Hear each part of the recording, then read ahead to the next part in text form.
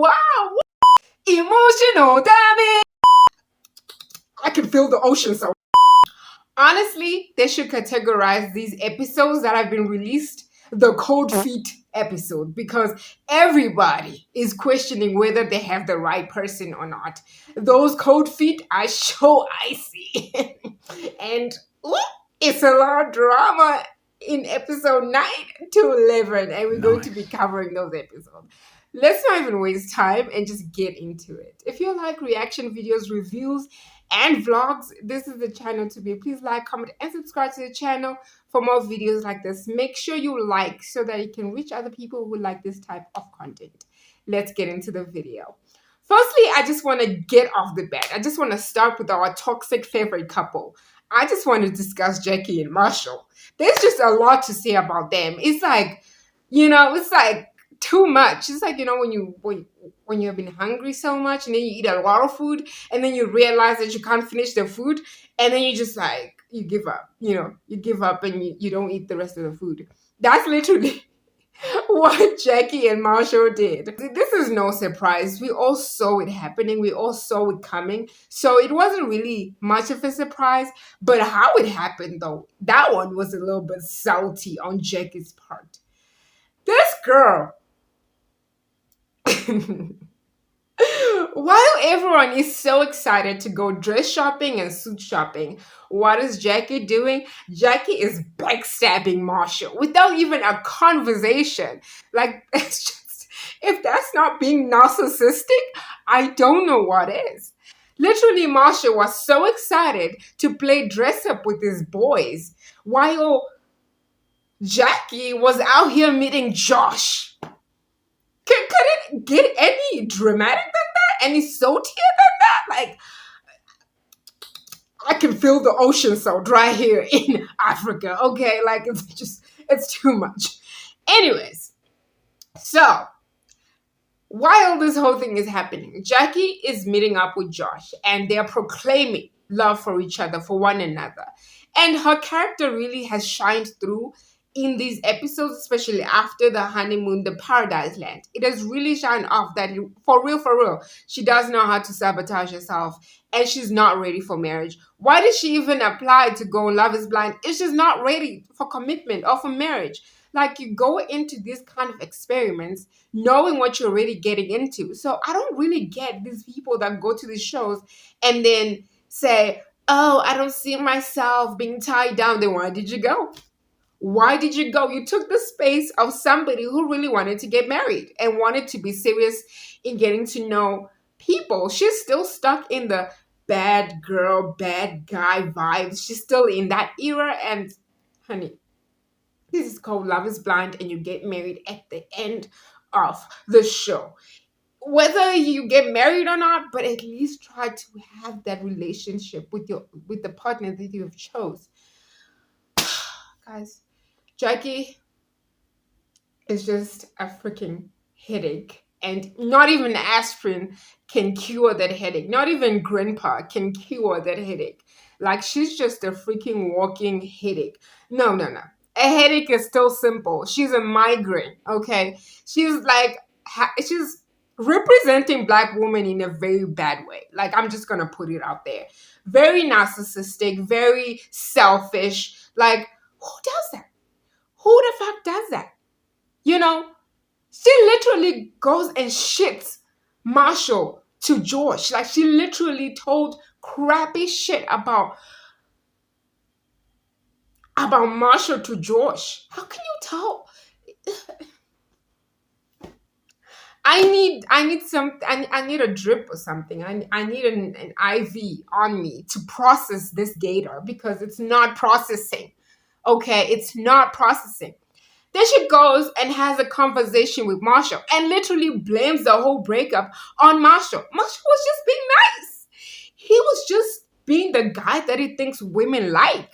That's like, it's one thing to get heartbreak and be treated like shit, but it's another thing to be treated like shit and heartbreak on freaking international television. This is not even national. Okay, it's not only showing in America, okay? It's worldwide, okay? So it's just like a pure embarrassment on both parties. Just, I cannot even imagine being in Marsha's shoes right now. Like, I would cry my ass off. I can't wait for the reunion because I need to see, I need to smell the drama. Oh, wow. Anyways, let me move to the next couple before I get carried away with our dramatic people. While all the drama is going on by Marshall and Jackie, the breakup, that whole situation, Kwame and Chelsea are literally hitting rock bottom. I won't lie to you, I was rooting for them because they're so good at communication. But then you just like, the universe is playing against them, or Kwame is just pretending to be so infatuated with Chelsea. I don't know. Because from the get go, he was so open with moving to Chelsea's town. And then all of a sudden, his mind has changed. He feels like he's moving his whole entire life. He's sacrificing way too much. But is it really sacrificing way too much when your job is literally remote? Wouldn't it be too much if perhaps maybe you had a company that you were physically going to work there and having to quit to move to another town? wouldn't we say wouldn't we say that's now sacrificing too much? I feel like if you're working remote, you're more flexible, and it's understandable for you to be the one that moves to a different place. Okay, that is like general knowledge. And I feel like now he's just finding things, little things, nitpicking little things to try and like have a valid reason when he walks out on Chelsea. I'm telling you guys, he's not gonna say I do. He's really not. And Chelsea is all in. She's like literally seeing herself with two kids, two biracial kids at the Bahamas, just being a family. While he's looking for every reason in the book to not get married. Okay, every reason in the book to not even. I mean, okay, understand. Parents are always very like hesitant to support some other decisions. We understand that. And I really understand from where Kwame's mother is coming from. She had this picture of Kwame marrying maybe someone who's Ghanaian, and not white and American. Okay, these are like literally two things, two factors. But I think at the end of the day, she is going to think of her child and the people that makes her child happy. So I think she will come around. But I feel like he's going to definitely walk out on Chelsea and then give that reason to say, I can't get married if my mom isn't for it. Look at the people that are already supporting him. His dad is behind him. His sister is behind him. His brother is behind him. It's only his mother. And mothers are understandable when they're questioning things, okay? So I feel like that isn't much of a reason for him to say, I don't want to get married to Chelsea. I don't know. I really don't know. We'll just see. We'll see, guys. We will see at the altar what he will say. They're already there. He has already given his answer, and I'm sure Chelsea's watching like, you sold me a dream, motherfucker. Because we all know this black dude do be selling dreams. Like, especially on these dating shows. They do be selling dreams, okay? Like, it's not a new thing. I'm just afraid for them. But I was rooting for them because I feel like they're really compatible.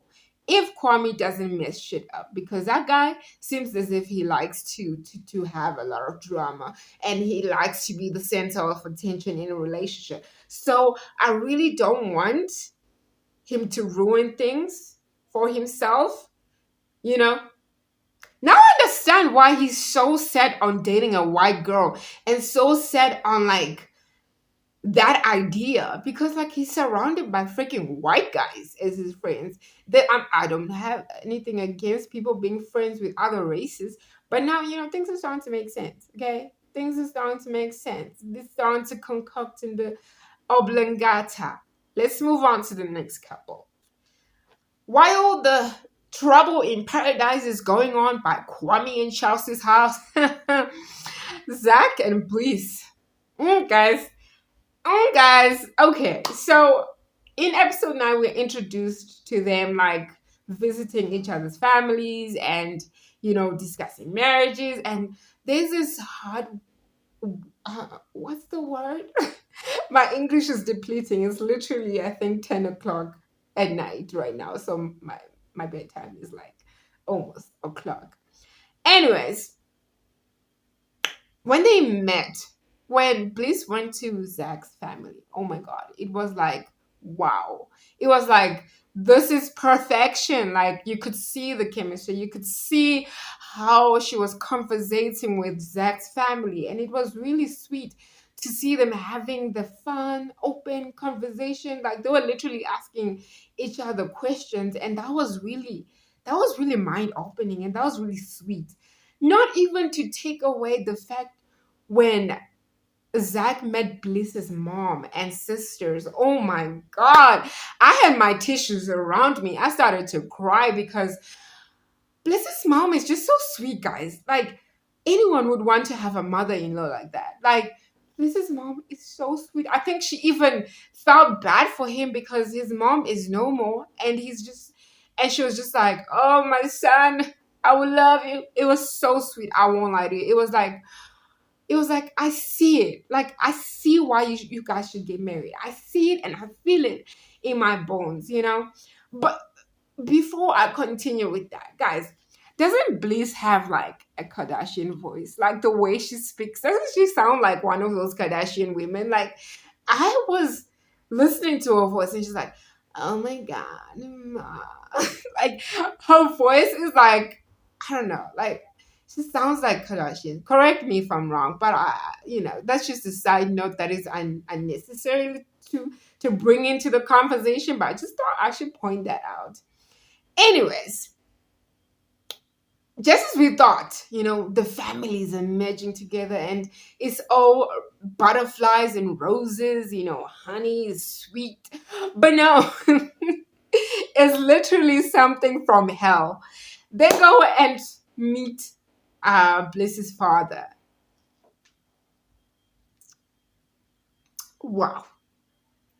Emotional damage. The dad wasn't having it. He wasn't having it. He was against it. He was like, no, the door. I'm laughing, but this is a sensitive situation. Us awkward people who laugh when we're talking about serious stuff. Yeah, I'm really sorry, guys. But he literally was like, bombastic side eye, criminal offenses. Like, oh my God. The father is so gaslighting. Like, I thought Zach and him were having such a good conversation, Like, they seemed to be reasoning and having a very matured conversation. And then, boom, bombshell. The father just switches off like a light. I wish I could, if I didn't have so many ring lights around me, I could just switch off the main light and be like a light.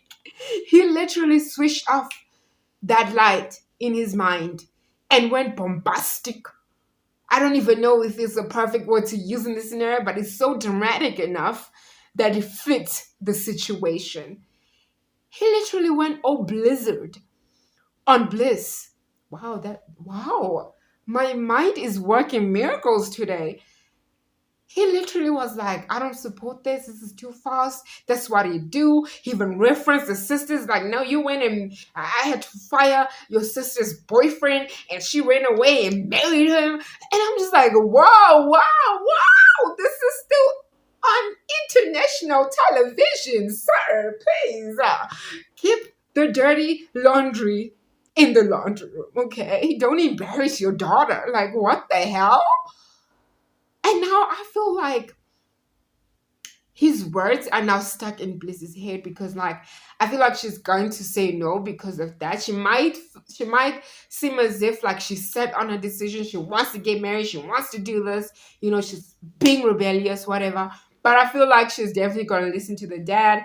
and eventually make a decision based off of the father's reaction. Because I mean, the father was the father was literally saying like, but, and she's like, no, I'm 20 something. You can't tell me what to do. And he's like, no, I can't tell you what to do because you're old enough.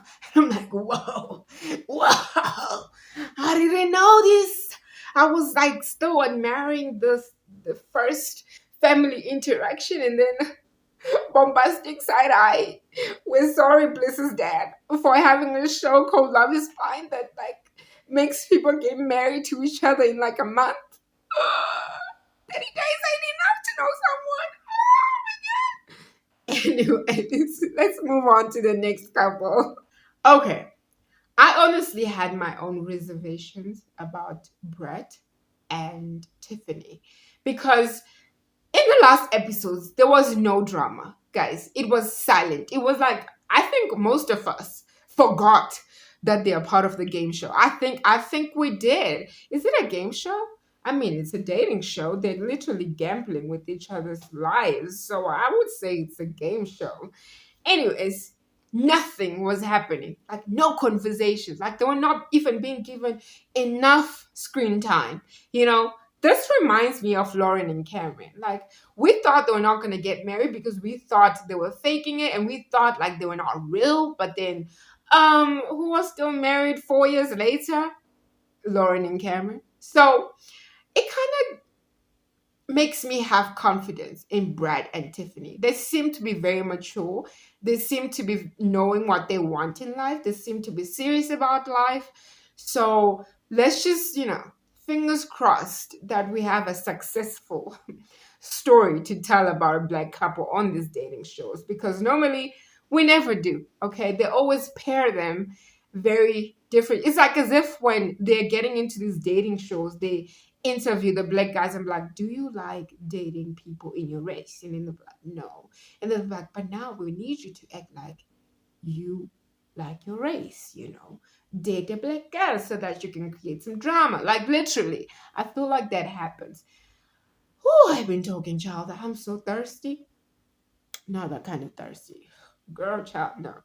So, so I've actually seen like they could be genuine. They could have chemistry there, and it's not just them pairing each other and then not saying I do at the end of this whole family visit thing. This episode brought me to that conclusion that they actually do have chemistry. When they met their friends, we really didn't know if there was like an act, an act to try and be good. But as they were like sitting with the family, you could definitely see like this chemistry. Their eye contact is intense, major intense. You could literally cut the freaking air tension. I don't know what to call it, but but yeah, it is what it is. But I don't know. I don't have much to say about them, man. Only the fact that Tiffany was feeling some wedding jitters. She was now having cold feet. She was now having second thoughts, those lingering devil whispers that tell you, are you sure you're ready for this? Are you sure you want to get married? Are you sure this is the person? Are you sure they want to hurt you? What if they're faking it? What if they're lying? What if they say no in front of everyone? This is worldwide. Like everyone is going to see that I got rejected on freaking national television, international television. I know I keep on saying that. It's very funny for me. But that's all I have to say for them. Like, there's really not much to say, but I really am seeing them walking down the aisle together. They're really meant for each other. I think their energies align, and I'm really praying that they walk down the aisle so that I don't look like a mug. But let's move on to our last couple. Okay, ladies and gentlemen, theys and thems. Our last couple is Tiffany and... Oh, God. I'm so tired. Our last couple is Michael. Our last couple is Micah and Paul. Last episode, I had a lot to say about Micah and Paul, but these episodes that have been released, they're more so like Tiffany and Brad, like, lurking in the shadows. You don't really know what's going on. Are they still toxic with one another?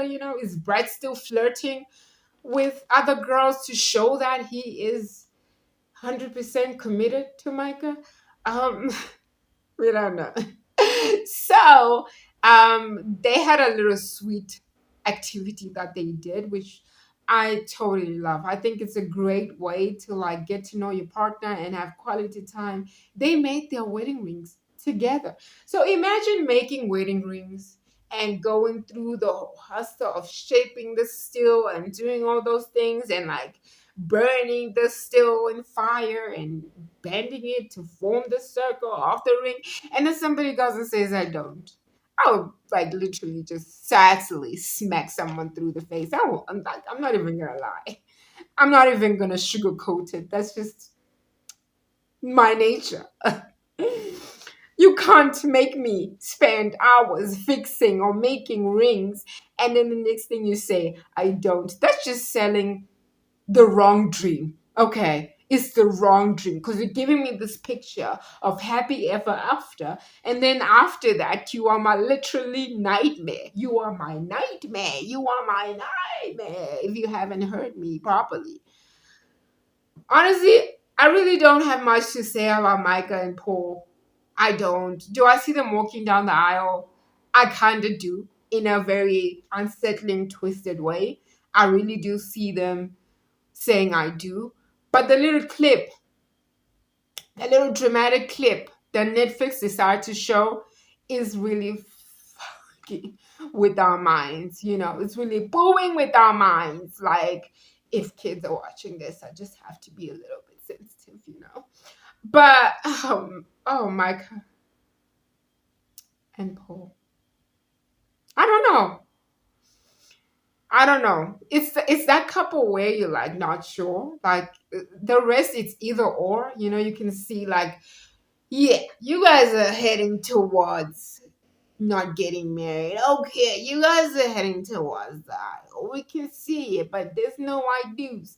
Oh, you guys are going. Yeah, Micah and Paul, it's just not clear because one moment they seem to not have chemistry, and then the next moment it's like fireworks. It's like, oh my god, these people are meant for each other. And then I think the only conflict, the only thing that could happen or that could affect their relationship, that could set things out of sight, I think it would definitely be Micah's friend.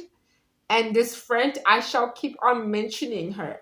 I've even forgot her name. That's how like I don't even wanna give her context, okay? She keeps on getting into Micah's head, and I feel like she is going to tell Micah something that may or may not have happened just to try and fuck up the whole situation. Like, it's we all have those friends. I won't lie, sometimes I might have been that friend that messes up a relationship of your best friend intentionally because you're jealous. Ah, no, not because you're jealous. No, not because you're jealous. But because you're jealous. I swear this video sounds like I'm like on some drug or something. But yeah, I feel like her decision is going to be affected by her friends. And I said it in the previous review. I'm gonna say it as I'm gonna say it in this review again. Micah is going to base her decision of saying I do based off of her toxic ass friends. Period. Period. But I feel like she actually loves Michael. Wow. Micah loves Michael. Wow. I feel like she actually loves Paul because if you're drunk and you can still say, I love this person, that should say a lot because a lot of truth comes out when you're drunk. So I trust the alcohol to tell me the truth. I, Titty was a girl, can trust the alcohol beverage to tell me the truth about someone's feelings. I am so crazy. But anyways, guys, the review is finished. This was fun. I can't wait to see who walks down the aisle and who doesn't. And I can't wait to shit on them because I said so and because I have been mentioning throughout the reviews. I know you're gonna look at me and be like, but they don't watch your reviews because this was filmed probably last year. I don't care. I told them in the other reviews it's not gonna work out. But no, look at Marshall and Jackie. I told John I don't see them even smelling the dressing place. What happened? What happened? Anyways, guys, this brings us to the end of this video. Please make sure you like this video so that I can reach other people who like this type of content. Don't forget to subscribe to the channel and comment down below on more shows you would like to see me review. Until next time, peace.